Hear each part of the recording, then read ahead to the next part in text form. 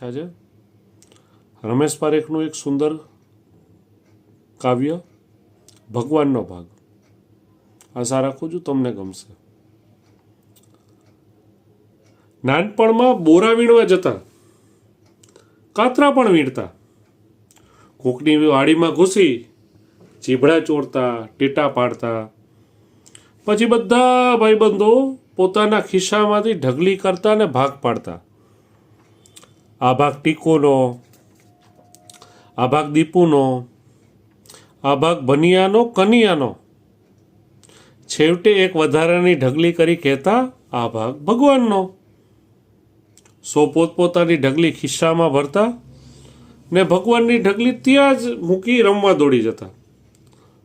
ભગવાન રાતે આવે છાના માના ને પોતાનો ભાગ ખાઈ જાય એમ અમે કહેતા. પછી મોટા થયા, બે હાથે ઘણું ભેગું કર્યું, ભાગ પાડ્યા, ઘરના ઘર વખરીના, ગાય ભેંસ અને બકરીના, અને ભગવાનનો ભાગ જુદો કાઢ્યો. રબીશ, ભગવાનનો ભાગ?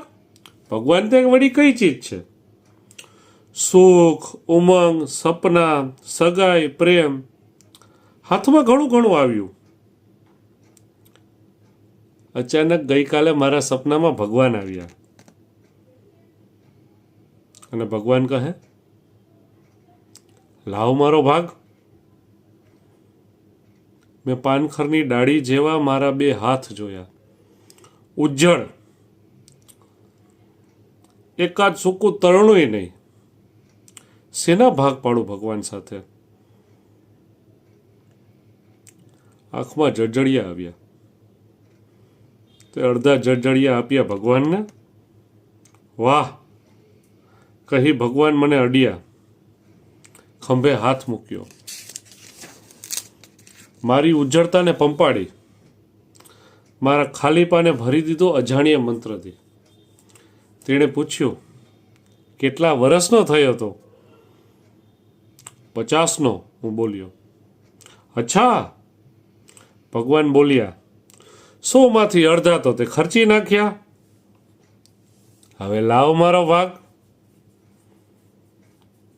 ને મેં બાકીના 50 વર્ષ ટપ્પ દઈને મૂકી દીધા ભગવાનના હાથમાં. ભગવાન છાનામાના રાતે એનો ભાગ ખાય. હું હવે તો ભગવાનનો ભાગ બની પડ્યો.